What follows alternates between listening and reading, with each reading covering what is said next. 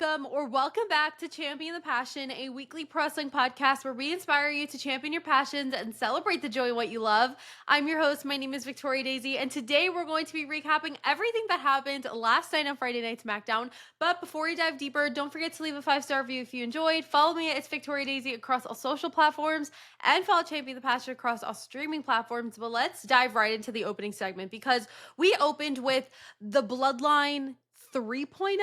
Can we start calling them that? Solo Sikoa, Jacob Fatu, who is the United States champion, and Jeff Cobb, which apparently he has a new name now. It's JC Matteo. I just found that out, and I'm not the biggest fan, but we know how WWE likes to be with changing names. But let's get into the segment. So Solo got on the mic to introduce Jeff Cobb, aka JC Matteo, whatever you want to call him, as being the man to help Jacob retain at Backlash.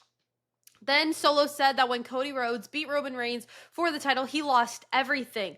But now he's coming back for it all, and he's going to take it all because now he actually has backup from JC and Jacob. Then Jacob told Solo to not get anything twisted because he would have retained that title with or without Solo. And then typical cousin arguments started happening, and the tension was rising.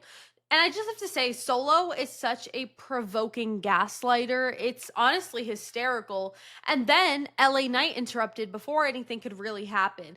And he came out to get some payback on JC Matteo and then ran away like a coward, which I was like, LA Knight, that's not the move. Like, that was so cringe. Like, why'd you run away? And then that was it. I feel like all the segments last night were so short for no reason. I wasn't a fan, but whatever. Next, let's head into our first match of the night. We had a women's Money in the Bank qualifier triple threat match. We had Alexa Bliss versus Chelsea Green versus Michin. Now, I thought it was a really good match, although a few times it felt a bit sloppy. Unfortunately, there was a couple moves that I was just like, that could have been done cleaner.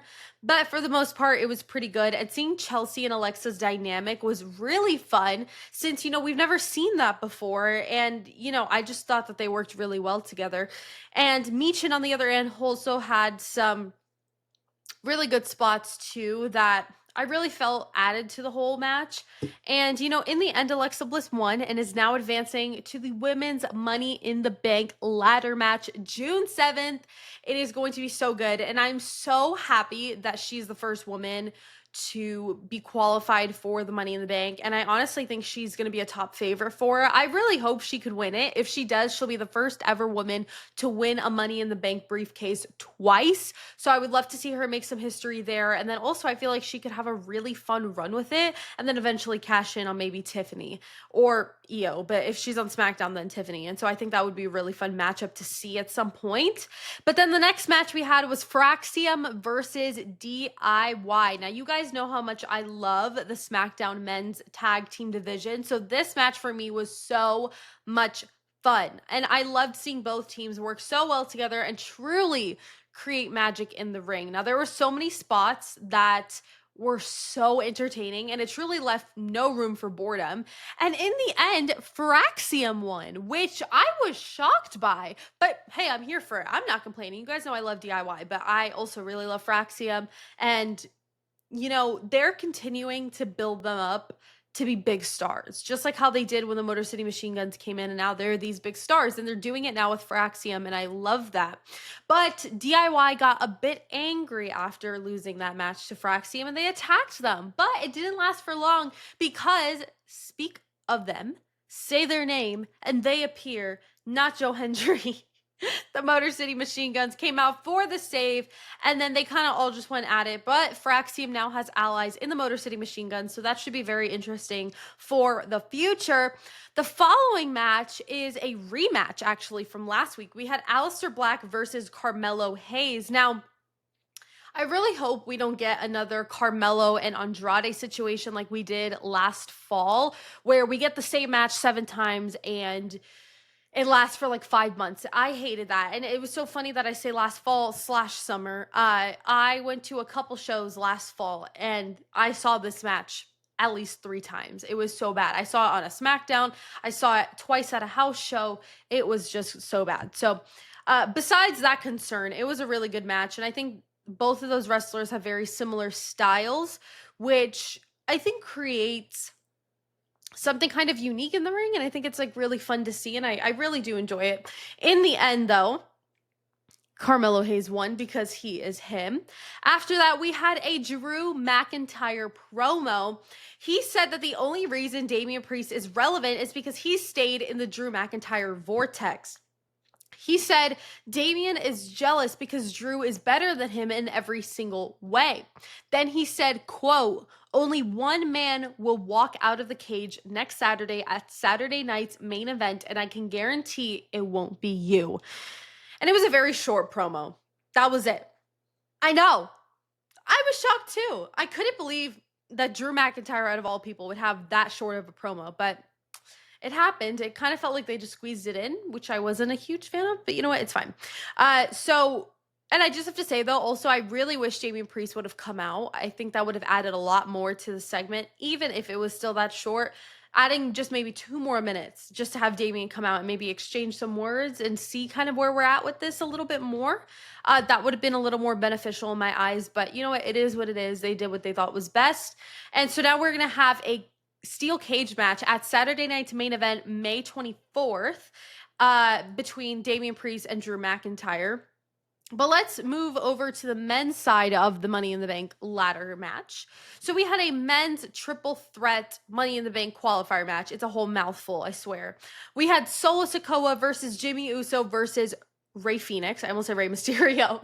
Rey Fenix. And this was such a good match. I honestly can't stress it enough. Like, it was so fun to see Jimmy and Solo in the ring together with that brotherly bond, because you know they are so funny with one another. And I think at times I almost said Rey Mysterio again. Oh my gosh. I think at times Rey Fenix definitely used that to his advantage, but it didn't last for long, because in the end Solo Sikoa won and is now advancing to the men's Money in the Bank ladder match. And just like Alexa Bliss, like I said earlier, I think this was such a great opportunity for them, and I think he's definitely going to be a favorite in this match, and seeing him win would be very fun. I think Solo's on a bit of a slump right now, and I would like to see him have some gold. And if it's through the Money in the Bank briefcase, then so be it, and I'm happy about it. All right, let's talk about a bit of an impromptu match that happened kind of right after that match. We had LA Knight versus JC Matteo in his debut match. This kind of came out of the blue. Nick Aldis came out and was like, you know what, you're going to have this match right now. And everyone was like, okay. So that was a bit scary. But to be completely honest with you guys, I had never seen Jeff Cobb or JC Matteo, whatever you want to say. I honestly, when he came out at Backlash, I was like, who the hell is this guy? I'm being dead serious with you. Call me a fake wrestling fan if you want. I don't care. I don't watch New Japan. I don't really watch anything out of the US. I don't really keep up much, so I wasn't aware of Jeff Cobb. And so, you know, I've never seen him wrestle before, so this was my first impression. And honestly, I was pleasantly surprised. You know, for a man his size, he's able to do a lot of cool moves. And, you know, his dynamic with LA Knight was definitely interesting, to say the least. But it was okay, because in the end, JC Matteo picked up his first victory in the WWE, and I thought it was pretty awesome. All right, let's head into our main event for the WWE Women's Championship. Tiffany Stratton defending against longtime frenemy Nia Jax. Now, even though this match was super predictable and what I thought was going to happen did happen, it was still good for what it was. I do have to say that. I mean, Tiffany came out with a newfound confidence that if this keeps building, she will become unstoppable. And, you know, what I said about the predictability part, you know, Naomi and Jade came out at a point to create commotion. And, you know, it just was, I can't even, like, it just is stupid. It's stupid. I know they want to run a program between Tiffany and Jade, which is great, but, like, stop with Naomi. Like, what are we doing with Naomi? I don't get it anymore. And then in the end, Tiffany Stratton won the match and retained her women's championship. Now let's head into my overall thoughts. I was surprised by how good SmackDown was. I mean, the last couple weeks, it's been honestly booty. It hasn't been that good, but I thought it was really good. My match of the night was Fraium versus DIY. I thought the quick pace of the match and the athleticism led to, honestly, like a fabulous match. Like, I really did love it and enjoy it. There was maybe one botch, but Fraxium is still learning the ropes of the main roster, so we'll give them some grace there. My segment of the night was definitely the opening segment with the Bloodline 3.0. I'm just going to start calling them that now because it's just, until we get the Tongas back, it's 3.0 with JC Matteo. I love seeing the dynamic between their family, and I'm interested to see where this dynamic continues to progress because it's honestly hysterical. And I definitely do think we'll get Jacob versus Solo at some point. Maybe that's a SummerSlam match we get in, 2.5 months, I think. So that would be really interesting. Overall, I'd rate the show about a 7.5 out of 10. I feel like that's a pretty fair rating for what we've got. And wait, what's today? Today's Saturday. So a week from today is Saturday night's main event, which is going to be so exciting. So quick announcement, and I'll mention it in my next 2 episodes, my Raw and NXT recap next week. But next weekend, the weekend of Memorial Day weekend, Saturday night's main event, like all that stuff, I will be out of town. So I'm going to have a bit of a tweaked content schedule. And I actually have a very exciting episode in replacement for my SmackDown recap, since that won't be coming. You'll get a very exciting bonus episode on Friday with a special guest for the first time ever in Champion the Passion history. And I won't say anything else. So you can go follow me on social media to keep up with all those announcements because it's going to be so much fun and I cannot wait.